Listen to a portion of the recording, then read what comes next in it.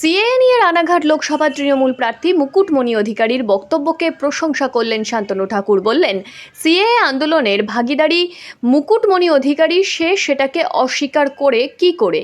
রানাঘাট জেলা মতুয়া মহাসংঘের পদ থেকে মুকুটমণি অধিকারীকে সরিয়ে দেওয়া প্রসঙ্গে শান্তনু ঠাকুর জানিয়েছেন, তার মেয়াদকাল সম্পূর্ণ হয়ে গিয়েছে। গত 5 বছর তার পারফরমেন্স খুবই ভালো ছিল। মেয়াদকাল শেষ হয়ে গিয়েছে বলে সরানো হয়েছে, সেখানে এখনও নতুন কাউকে দেওয়া হয়নি। সিএএ প্রসঙ্গে আজ সকালেও শান্তনু ঠাকুরের একক দাবি, কোনো কাগজ না থাকলেও সেলফ ডিক্লারেশন দিলেই নাগরিকত্ব পাবে। কোনো কাগজ না থাকলে মতুয়া কার্ড বানাতেও আহ্বান করছেন তিনি। সিএএ ঘোষণা হওয়ার পরে ঠাকুরনগর মন্দিরে এই দিন সকালেও মতুয়া ভক্তরা আসছেন। আমাদের শ্রী শ্রী হরিচাঁদ ঠাকুরের মন্দিরে গেলেই বোঝা যাবে যে মানুষ কতটা খুশি।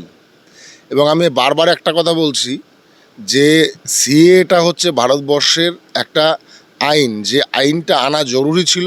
কারণ ভারতবর্ষে ঠিক আছে অবাধে দুষ্কৃতীরা ঢুকে হামলা করবে, আর সেটা ভারত সরকার প্রোটেকশান দেবে না, রাজ্য সরকার সেটাকে প্রক্সি দেবে।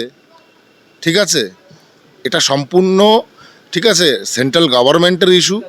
আমি বারবার বলি সেন্ট্রাল গভর্নমেন্ট এতে বদ্ধপরিকর এই কাজ করার জন্য। তবে ভারতবর্ষের কোনো সংখ্যালঘু ভাইদের কারুর কখনো, যারা এসে গেছেন ভারতে, কারুর কোনো চিন্তা করতে হবে না। একদম যত বড় পাতারই হোক না কেন, প্রসেস একটা থাকে, প্রসেসের বাইরে কিছু হয় না। আপনার যদি পরিচয় না পেলাম তো আপনাকে সিটিজেনশিপ দেবো কী করে? তো সেটা আপনার কাছে ডকুমেন্টস থাকলেও ভালো, না থাকলেও ভালো। যারা বেনাগরিক, তাদের বেনাগরিক হওয়ার ভয় কী আছে? ভালো করে বুঝুন। যারা নাগরিক, তারা ভোট দিচ্ছে, তারা রেশন থেকে রেশন তুলছে, আমি বুঝলাম। এটা স্টেট গভর্নমেন্টের প্রসেস, সেন্ট্রাল গভর্নমেন্টের কাছে তো তাদের নাম থাকতে হবে রে বাবা। পশ্চিমবঙ্গ তো আলাদা দেশ নয়, পশ্চিমবঙ্গ তো পার্ট অফ ইন্ডিয়া। এখন মুখ্যমন্ত্রী, এখানের মুখ্যমন্ত্রী যদি ভেবে নেন উনি মিনি পাকিস্তান বানাতে চলেছেন, তাহলে সেটা আলাদা বিষয়। তাহলে তো এই সমস্ত কথাবার্তাই আসবে না, এদিকে তাই কি না? উনি সেন্ট্রাল গভর্নমেন্টের কোনো কাজকে বিরোধিতা করছেন, এটাও সংবিধান বিরোধী। উনি পলিটিক্যালি পারেন, অফিসিয়ালি পারেন না। এবার অফিসিয়ালি আপনারা জিজ্ঞেস করুন মুখ্যমন্ত্রীর কাছে গিয়ে যে আপনি কি অফিসিয়ালি এটাকে ডিফেন্স করতে পারবেন? তা বহু লড়াই করেছে তো মুকুটমণি আমাদের সঙ্গে। সিএর জন্য আমার সঙ্গে মুকুটমণির যে ভাগিদারি ছিল সেটা তো ভুলতে পারবে না। এখনও তো চিত্রপটে আঁকা সেটা ফেসবুকে, সেটা তো নতুন কিছু নয়।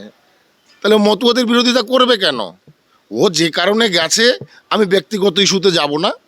ও যে কারণে গেছে সে কারণে, ও কী কারণে গেছে সেটা আপনারা বুঝতে পারছেন।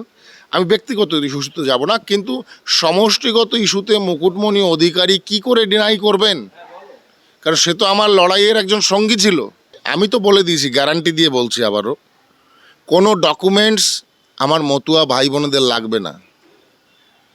একটা প্রসেস, সরকার গভর্নমেন্ট যখন একটা রুল ফ্রেম করে, সেই রুলের একটা দীর্ঘমাত্রার প্রসেস থাকতেই পারে।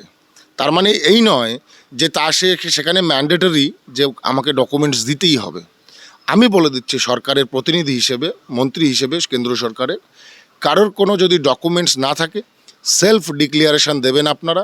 মতুয়া মহাসংঘ থেকে কাট করুন, আমার কোনো ব্যাপার নেই তো, মতুয়া মহাসংঘ থেকে কাট করুন। আমাদের সংস্থার আপনি একজন সদস্য, আপনাকে দেখি সিটিজেনশিপ থেকে কে বাদ দেয়? মুখ্যমন্ত্রীর কথা শুনবেন না, বাজে বকছে।